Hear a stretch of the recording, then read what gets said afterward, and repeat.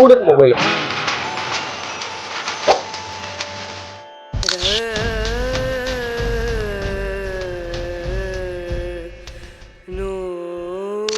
அரசு என்பது வணக்கம் வணக்கம் முத்துக்குமரன் நலமா இருக்கீங்களா? தெரியும், எல்லாருமே தெரியும். பிக் பாஸ் எல்லாம் அப்படியே உங்களுக்காக பிக் பாஸ் நான் பார்த்ததே கிடையாது. நன்றி நன்றி உங்களுக்காக பார்த்தேன்.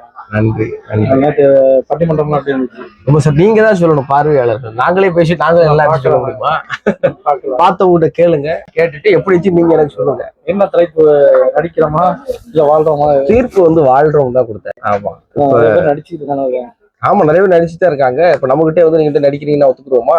இல்லங்க வாழ்றோம் சொல்ல மாட்டோமா? நம்ம ஷாப்புக்கு வந்துருக்கீங்க, ஷாப் பாத்தீங்க அப்படி. எனக்கு என்ன ரொம்ப மகிழ்ச்சினா, தமிழ்நாட்டுல இருந்து கிளம்பி ஒருத்தர் வந்து செல்போனை விற்கிறதெல்லாம் கடந்து சொந்தமா நான் தயாரிக்கிறேன் தம்பி அப்படின்னு சொல்றதை கேட்கிறப்போ ஒரு வளர்ச்சிங்கிறது இப்படிதான். அதான் சொல், தமிழ்நாட்டுல இருந்து கிளம்பி சிங்கப்பூருக்கு வந்து நான் போனை தயாரிக்கிறேன் அப்படிங்கிற இடத்துக்கு வந்து இன்னும் ஒரு வழி மேல போய் நம்ம எஸ்எம் அப்படின்னாரு. சொன்னேன், நான் நினைச்சேன் சுதன் மொபைல் சொல்றேன், அதான் நம்ம கம்பெனி. ஆனா இது ஸ்டூடெண்ட் மொபைல். என்ன ஸ்டூடெண்ட் மொபைல் அப்படின்னு கேட்டதுக்கு உலகம் முழுவதும் இருக்கிற ஆய்வாளர்கள் இதை சொல்றாங்க. என்னன்னா, இந்த தலைமுறை ஒரு கவனச்சிதறலுக்கான தலைமுறை, டிஸ்ட்ராக்டட் ஜெனரேஷன் சொல்றாங்க.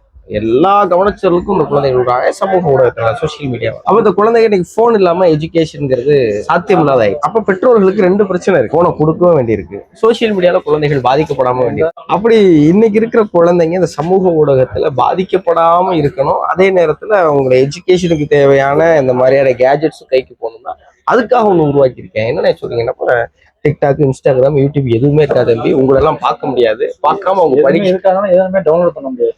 அடிச்சு பிளே ஸ்டோரோட வராது. அந்த மாதிரி ஒரு போனை தயாரிச்சிருக்கேன் அப்படின்னு சொன்னப்போ, ஒரு அப்பாவா அவர் பிள்ளைக்கு அவர் என்ன செய்யணும்னு நினைச்சாரோ அதை ஒட்டுமொத்த சமூகத்துக்கும் செய்யணும்னு நினைக்கிற அந்த இனிஷியேட்டிவ் நினைக்கும் போது ரொம்ப மகிழ்ச்சியா. இப்ப இந்த குழந்தைங்களுக்கு வேற வழியே இல்லையே, அவங்க எஜுகேட் பண்றதுக்கு அவங்க கையில ஒரு கேஜெட் தேவைப்படுது, மொபைல் போன் மாதிரியான ஒரு கேஜெட் கண்டிப்பா தேவைப்படுது. அப்ப அதுல இருக்கிற பிரச்சனையை களையிறதுக்காக ஒரு மொபைல் போனை வாங்கி கண்டுபிடிச்சிருக்கேன் அப்படிங்கிறது உண்மையிலே அவர்கிட்ட இருக்கிற கிரியேட்டிவிட்டியும் அவருக்கு சமூகத்துல இருக்கிற அக்கறையும் காட்டு ரொம்ப மகிழ்ச்சியா இருக்கு.